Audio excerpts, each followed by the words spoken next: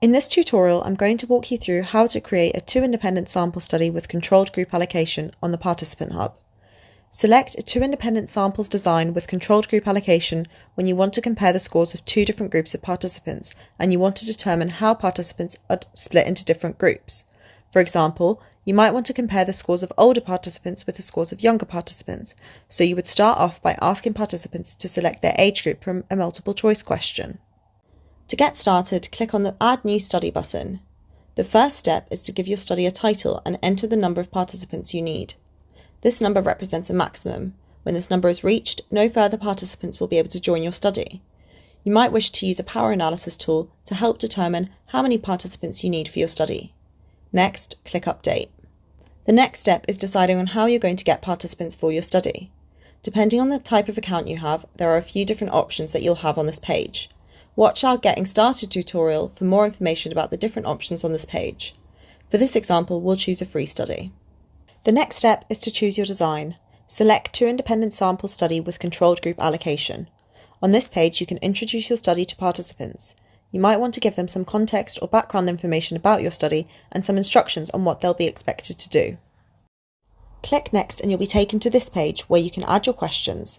You can include as many questions of different types as you'd like in a two-independent sample study with controlled group allocation, as long as you include at least one multiple-choice question, as this will be used to split participants into different groups, and one numerical question, as this will be used to compute the statistical analyses. We have a video tutorial about each of the different question types in our user guide, so this tutorial won't take you through how to create the different question types. One thing to note, however, is that with this type of study, when you create your multiple choice question to determine the groups of participants, you must tick this Use Response as Group Selector box. This will let our analysis tool know that this is the deciding question to split participants into groups. It's also worth knowing that you should only have two options for participants to choose from, as it's a two independent samples test. If you give more than two options, when it comes to the analysis section, you will select which of the two options you'd like to compare between. Data from any participants who choose an option you didn't select won't be used to compute the statistical analyses. Once you've created your questions, the next step is to create your consent and debrief forms. The consent form is shown to participants before they join the study. It should have information about what participants will be required to do and the type of research you're doing, so that participants can make an informed choice about whether or not they'd like to join the study. You can use our template if you'd like to, just make sure you enter all the relevant details for your study. Participants will be shown accept and decline buttons at the end of the consent form. If they click accept, they'll be taken to the start of the questionnaire. If they click decline, they will not be able to take part in your study. You can edit what these buttons say by changing the text. Just remember that you can't change the order that the buttons appear in.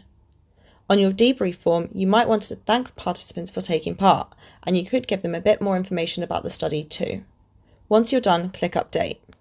Next, you can preview your questionnaire. This allows you to check that you've not made any mistakes and that your images and videos are working correctly. If you would like to make changes to any section of your questionnaire, click on the pencil icon next to the relevant section. Make your changes, click Update, and you'll be taken back to this screen. To go back to the preview, just click Preview again.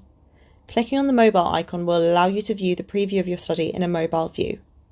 Once you're happy with everything, click Return to Studies. Next, click Summary and Publish.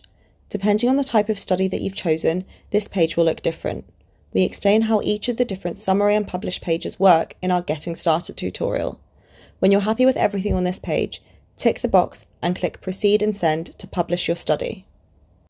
I hope you found this video helpful. For more help and guidance, check out the other videos in our user guide.